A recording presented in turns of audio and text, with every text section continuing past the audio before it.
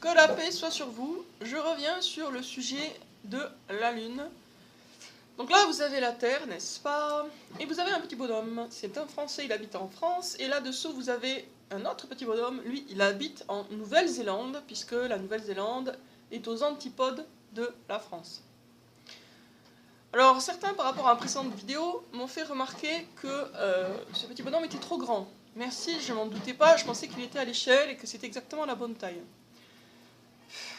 Et les mêmes ont dit, si le petit bonhomme était à la taille qui convient par rapport à la taille du globe, ça serait clair qu'il peut voir, enfin bon bref, ça collerait bien par rapport à la Lune et tout ça.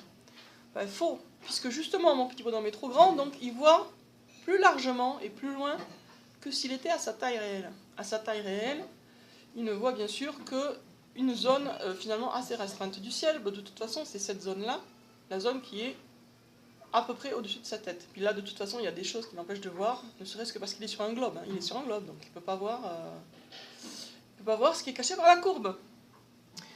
Donc, là, par exemple, en France, c'est la nuit, et mon petit Français voit la Lune.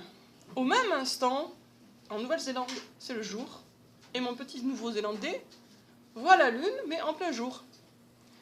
Et vous allez me dire, mais non, c'est pas possible parce que la Lune, blablabla. Bon, alors, on va éclairer un peu plus les choses. Jeudi 8 mars 2018, c'est le jour où j'enregistre cette vidéo. Quand il était midi à Paris, il était 12 heures de plus à Wellington, en Nouvelle-Zélande, donc il était minuit. Donc maintenant, revenons sur le schéma. Quand il est minuit en Nouvelle-Zélande, il est midi en France. Et inversement, quand il est minuit en France, il est midi en Nouvelle-Zélande. Donc ce schéma est tout à fait correct. Bien sûr, les petits bonhommes sont trop grands, ça je l'avoue, je plaide coupable. Le petit bonhomme est trop grand. Si je l'avais fait à l'échelle, on ne le verrait pas. Donc bien sûr que voilà, il fallait le faire plus grand. Mais tout ça, c'est tout à fait correct. Donc qu'est-ce qui se passe? C'est qu'on a un petit Français qui voit la Lune au-dessus de sa tête, pendant qu'un petit Nouveau-Zélandais, qui a la tête en bas par rapport au Français, voit la Lune au-dessus de sa tête. Donc il y a combien de lunes? Il y en a au moins 2. En réalité, il y en aurait beaucoup plus. Et pour ceux qui auraient des doutes, voilà la Nouvelle-Zélande, voici une ville de Nouvelle-Zélande. De nuit, il y a la Lune. Donc même en Nouvelle-Zélande, ils voient la Lune. Alors, il vous reste quoi comme échappatoire? Vous allez me dire... qu'est-ce que vous allez me dire? Alors, qu'est-ce que vous allez m'objecter? Qu'est-ce que vous m'objectez? Eh bien, en premier, vous m'objectez que on ne voit pas la Lune dans la journée tout le temps, donc ça compte pas.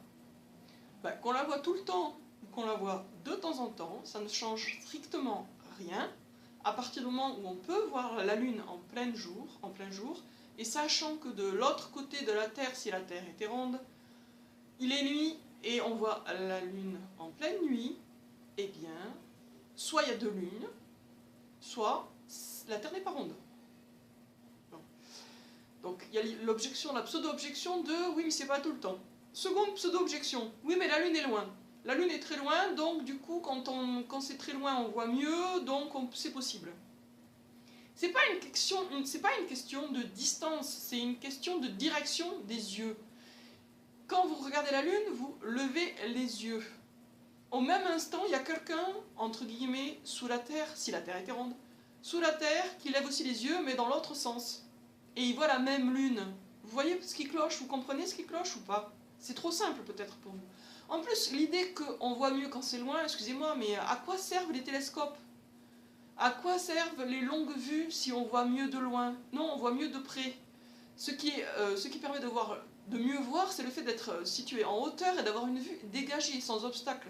Mais on voit mieux ce qui est près que ce qui est loin. Parce que l'œil, il a une capacité limitée. Donc si c'est trop loin, on ne le voit pas, tout simplement. Donc cette objection, elle tombe doublement à l'eau. Et enfin, alors la troisième objection qui est complètement surréaliste, c'est Non, mais vous partez du principe qu'on peut voir la Lune à la fois le jour et la nuit. C'est pas un principe, c'est un fait. À partir du moment où on voit la Lune pendant la journée, et sachant qu'au même instant, c'est la nuit ailleurs, et que cet instant où c'est la nuit ailleurs, pardon, c'est aux antipodes, et qu'aux antipodes, on voit la Lune en pleine nuit, au moment où vous la voyez en plein jour, et l'inversement, et bien, soit il y a deux lunes, soit la Terre n'est pas ronde. C'est tout. La conclusion, elle est simple, c'est que la Terre est plate. Et ça, c'est juste une preuve parmi des centaines d'autres. Et c'est même pas la preuve la plus concluante. La preuve la plus concluante que la Terre est plate, c'est tout simplement que la Terre n'est pas courbée. La courbe de la Terre n'existe pas. C'est-à-dire que dans les faits, tout ce qui est censé être caché par la courbe de la Terre ne l'est pas. Et il suffit justement d'une longue vue pour voir ce qui devrait être impossible de voir à cause de la courbe de la Terre. Et c'est ça en fait la preuve numéro 1, celle qui est vraiment impossible à contredire. Enfin, il y en a qui réussissent à la contredire, mais je veux dire, c'est celle-là qui suffit en fait. Si on n'avait que celle-là, ça suffirait pour dire que la Terre est plate. À partir du moment où il n'y a pas de courbe, il n'y a pas de globe. Vous connaissez un globe qui n'a pas de courbe? Un globe qui est plat, bah, s'il est plat, c'est plus un globe. C'est une galette. Voilà. Donc, je suis assez halluciné, franchement, hein, des commentaires qu'on me met sous la vidéo précédente.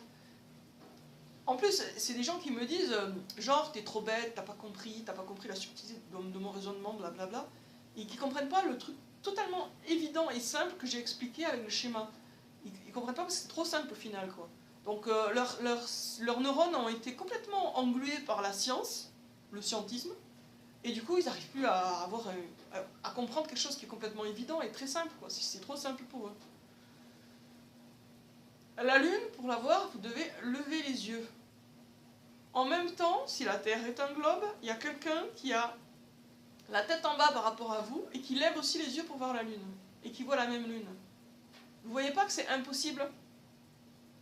Bon, voilà, je vais en rester là de toute façon.